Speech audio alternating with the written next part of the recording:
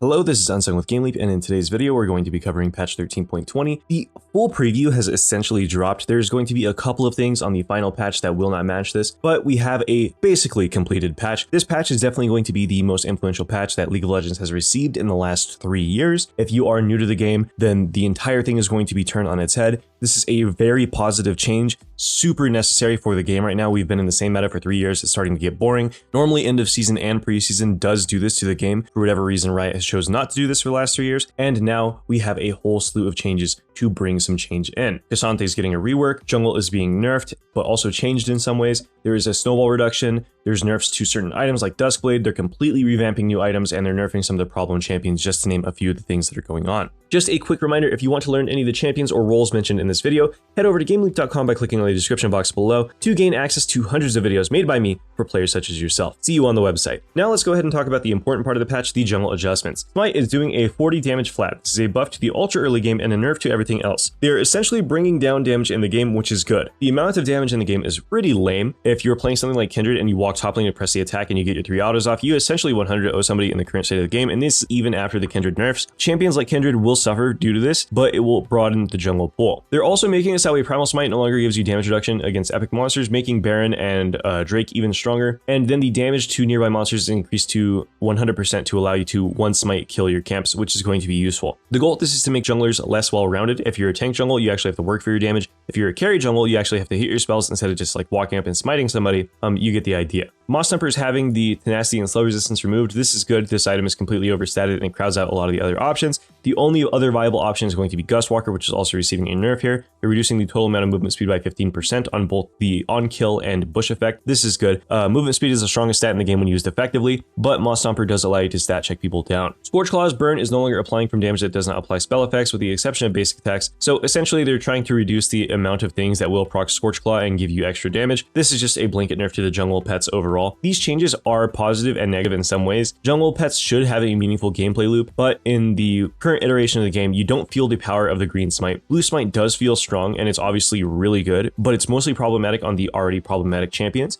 This is best on stuff like Kha'Zix, who are just going to run around and assassinate you with movement speed bonuses anyways. Kind of unnecessary to have this on top. And the Scorchclaw is basically like a Karthus smite. Jungle camp health is their next big change here. Basically on your first clear, the health is the exact same, and then the second clear will have significantly more HP, more armor, and more magic resist. This is not written here, but it is shown on the PvE. Gromp is ridiculously strong on the second clear, and you're going to fight it for like a full 15 seconds, which is hilarious. This will get adjusted. This is not where the jungle will go, but the point of this is to reduce the effectiveness of junglers around the map. After your first clear, you're supposed to have a gank window, then you'll go base, be forced to farm your jungle again instead of clearing, simply due to where the jungle meta is at in a lot of high-level play right now. What junglers are doing is they'll take 3 camps, right? So they'll take their blue, their Gromp, and their wolves, and then they'll walk to the opposite side of the map where their red buff is. They'll go for a gank, do the red buff, look for a gank, do their raptors, look for a gank, do their Krugs, look for a gank, and then they'll recall. So this will keep people off the map a little bit longer, which is overall a good change. The problem with current jungle is that instead of playing the right way, you play team deathmatch on one of like the 15 to 20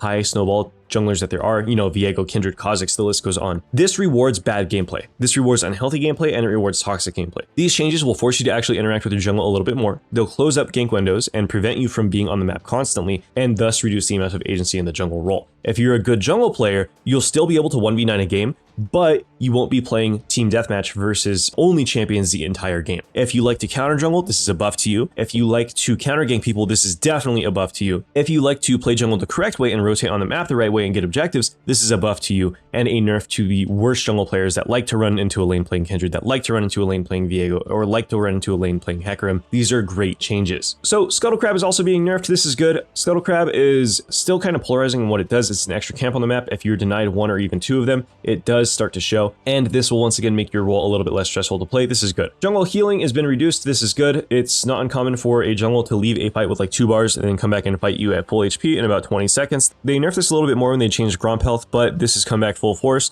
and it is super annoying to play against. So they're nerfing the amount of healing that you get in the mid and late game, which is fine. Early game is where jungle should shine, and Riot is really doubling down on this. The anti-poaching changes that are coming through are also quite nice. They're increasing the armor and MR so that way non-junglers can't take your camps. This is really good. Everybody knows that feeling when both teams are taking your camps. It really sucks. There's basically nothing that you can do about it because you can't go in like tax a lane. It'll piss off your laners, but they're free to take your jungle camps. Nobody likes the current iteration of jungle camps. So these anti-poaching measures are really nice just to ensure that we'll actually be able to touch our own camps instead of having laners go and snake them from us. Junglers also receive less XP from lanes. This is really good. A lot of the hidden strength in jungle is like when you go to gank a lane and you kill somebody in minion wave, you get a lot of that XP and it soaks into you, and the other jungler just does not have that opportunity, right? So this will equalize both junglers a little bit more and double down on the importance of actually taking your camps, which makes jungle a more skill expressive role. Overall, jungle is being nerfed. The nerfs that they're doing to it are pretty elegant in their design, to be quite frank. This is a full revert to basically the Season 6 jungle. The Season 6 jungle was still one of the, if not the strongest role in the game. It rewarded you for how well that you played the map and played the role instead of rewarding you for dice rolls around the map with these random skirmishes. This is going to be a fantastic change for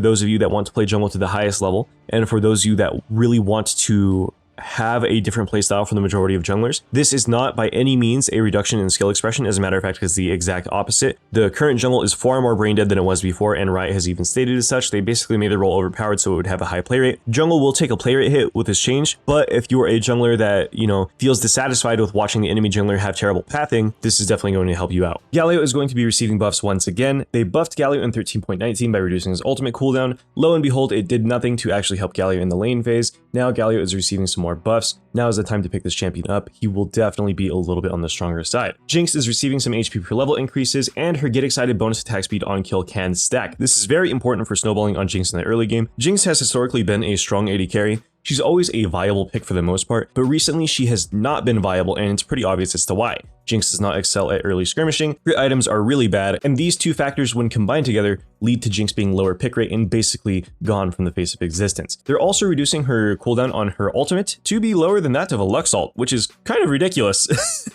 You know, Jinx ulti is very strong when used appropriately. It's amazing for stealing objectives. It's good at starting skirmishes, you know, like in the mid lane. If you're roaming and you shoot an ulti and you run in with your passive, you're going to have a very effective fight. You get the idea. This change is a little bit strange in my opinion. I don't think that Jinx is a cross-map sniping champion. It's definitely part of her identity, but not her full identity. She is 100% the AD carry that splashes your entire team down with rockets and then sprints you down afterwards. So a little bit interesting there. Milio is receiving buffs to his warm hugs and to his R. Milio has completely fallen off the face of the planet after everybody and their mother abused him while he was completely overpowered. This champion will never be balanced as long as his W is the way that it is, and his Q remains the same as well. Milio is just a champion that does essentially everything that an enchanter needs to do, but too well. He has good CC, he has good peel, he has amazing range extension, he has good augmentation. This champion is going to be broken for the majority of League's lifespan unless his numbers are completely terrible. Right now, his numbers are completely terrible. They're trying to make him not so terrible. Morgana is receiving some buffs to her W. They're increasing her AP ratio on the W and the monster damage. This will allow her to be more effective in the jungle, of course. Black Shield is receiving a cooldown increase, so once again, this is a buff to Morgana jungle and a nerf to support, and they're buffing Morgana's ultimate to give her movement speed in all directions instead of just movement speed towards enemies. The stun duration on her ultimate, once it fully cooks, will also go up to 2 seconds, so now people can complain about being hit by Morgana even more. And they're also upping the damage on her ulti by a pretty substantial amount. They're giving her 10% more ratio and then 25 more base damage. This is pretty nice buff. Ziggs is having his bouncing bomb collision radius increased. This is a revert from nerfs to Ziggs in like season 4 or 5. This will make Ziggs broken. They nerfed Ziggs specifically because you would dodge his stuff and it would detonate above you and still deal damage, or detonate around you and still deal damage, which led to Ziggs being one of the strongest poke mages in the game, while also having good wave clear. Ziggs was solo stalling out games for a very long time. This nerf kind of got him out of mid lane, so I'll be very interested in seeing if he actually goes back to mid or if he receives like a hotfix nerf or something for bot lane. Ziggs right now is a very high win rate bot laner. He can essentially stalemate any lane, and then if you're ever in a situation where you have to roam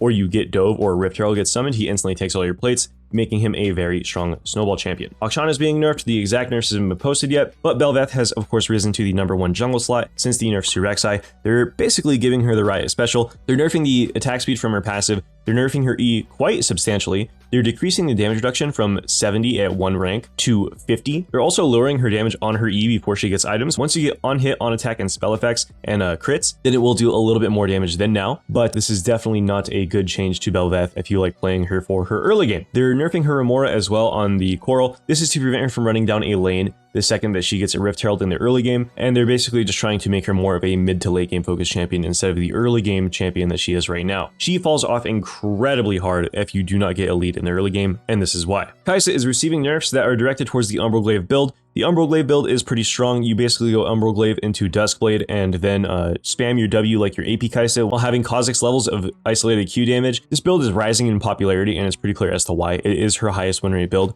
and it is pretty fun to play, to be honest. If you are a Kai'Sa main, I would play this build for as long as you can. It will be gone next week. Quinn is receiving substantial nerfs. I don't know why. This is unnecessary. This champion is not a balance issue. Zed is receiving a nerf to his W, and they're purely doing this because people do not like the W second max Zed. He plays too much like a mage, is what Riot is saying, and it's, yeah, this is agreeable. He's very safe. He does a lot of damage. It's annoying to try and catch him. So they're nerfing his W and forcing him to max C is the idea with this. They're adding 3 seconds at the final rank of his W, and then they're adding a full second and a half to the W in the early ranks, which will definitely hurt this champion. K'Sante is receiving a rework. TLDR, this is nerfs. Basically, they're making K'Sante not do as much damage. They're increasing his time to kill. They're upping his crowd control and making him less tanky. Overall, I don't think that this K'Sante will land in a fun or balanced spot. I think that he's going to be unfun and imbalanced, basically on the weaker end until they give him more work. This is the first iteration of this rework. He essentially has the worst base HP in the game, only matched by like Mini-Gnar, which is hilarious as far as top lane goes, because you guys know how important the level 1 in top lane is. You need to be able to defend your wave and to fight. So the base HP nerf with the scaling increase doesn't really do anything to fix his weak level 1. Then they're also reducing the damage on his Intofo strikes by a massive 20. They removed his Q3 flash. They're changing all of his all-out bonuses. They're making it not give it 1 second reduction, and they're making it retain the slow while in all-out. This is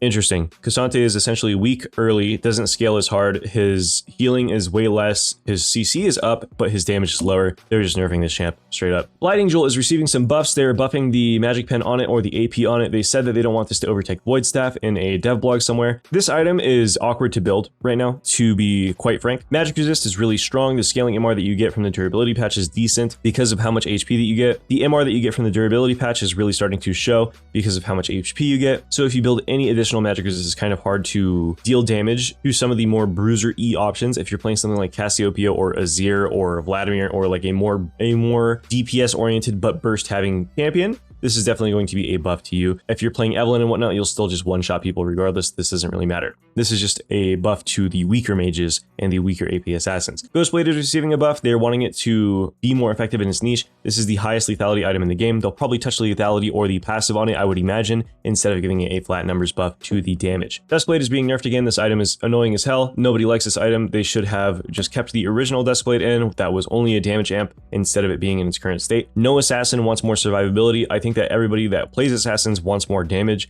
More damage is rewarding. It really feels like trash to play against a Duskblade user. Have them dive into your team, make a terrible play. This item sucks to play with and against. It doesn't feel that great because you don't do that much damage, and then it feels terrible to play against because assassins are able to get away with murder, literally. LDR is receiving an adjustment. This is a nerf. They're making it do less damage. This is good. LDR is the most overpowered armor pen item that has ever existed in the game at any point. The reason for this is that tank items have never been stronger and the amount of HP in the game has never been higher. ADCs will still melt tanks. This is a fine change. Dorans and support items are receiving flat buffs. They want you to build one of these items every single game and not skip directly towards your mythic item. Of course, mythic items are being removed very shortly. This patch is doing this in preparation for the new items. There's probably going to be some new rush items that are going to be pretty decent. They don't want you stacking Doran's blades, and they definitely don't want you rushing those decent spike items in the early game. Anti-snowball, they're nerfed basically every Drake in the game by a percentage. This is really good. Drakes give you a lot of hidden power. Essentially right now, every time you kill a Drake, it's worth about 2,000 gold for your team. You don't feel the stats, but there's a lot of times where you'll come out, you know, like 30 HP ahead because you have like an ocean dragon. You'll come out of a skirmish by living with like 30 HP because you have an ocean drake. You'll have one more spell go off because you have a hextech drake. You get the idea. These are all good changes.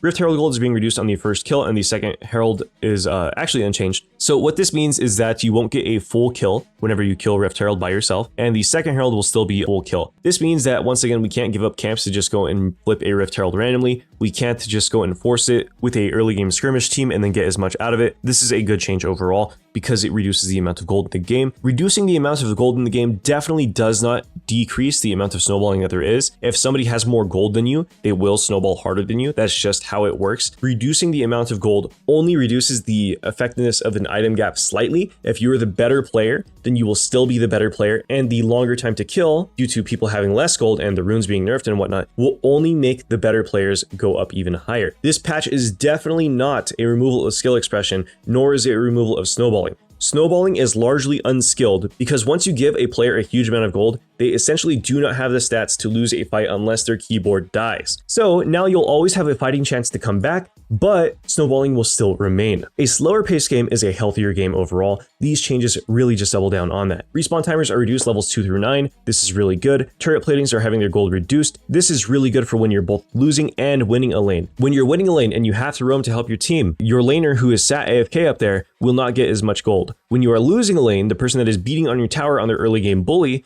can continue beating on their turret, but they won't be a full item up on you if the Rift Herald gets dropped on your lane. These are positive changes both ways. You guys will just have to see how it lands. And now essentially every single keystone rune in the game has been nerfed. The only thing that they're not nerfing is like Phase Rush, they're not nerfing Comet, they're not nerfing Grasp. Essentially they're killing the amount of damage that these keystone runes do to slow down the time to kill in the game. The time to kill in the game is far too fast, and a lot of this is due to runes. People like to say that only like 10% of your damage overall is dealt by runes. This is just not true whatsoever. If you take Conquer, it's a much larger percentage. You're getting like anywhere from 30 to 100 damage on each one of your skills, depending on how stacked it is. If you're taking Dark Harvest, it's like getting an extra spell. If you're getting Electrocute, it's like getting an extra spell. First Strike gives you straight up like an extra spell and a half, depending on like how far ahead you are and what skills you hit. This is a good change. This is not 10% of your damage. It's more significant than that. Now you'll have to actually play your champion instead of playing a rune. These are fantastic changes overall. And last but not least, Baron Nashor is having its HP increased because it is far too easy to solo or duo this objective in the current state of the game, and it does lead to some insane snowballs. Overall, this patch is very good looking. If you've been playing the game for longer than Season 9, then you'll understand as to why. There are a lot of very new players that seem to think that this is going to reduce the amount of skill that is in the game. No, it is the opposite. A lot of the very new players have no idea what League was actually like before, and they did not play the game when it was actually difficult. League right now in its current state is very easy to play in essentially all roles. They've dumbed it down astronomically hard, which is both a good and a bad thing. It's bad because there's a lot of inflation issues due to this. There's a lot of people that don't quite understand macro play and whatnot that have a snowbally one-dimensional playstyle that are allowed to climb. But what's good about it is that it does bring more players to the game,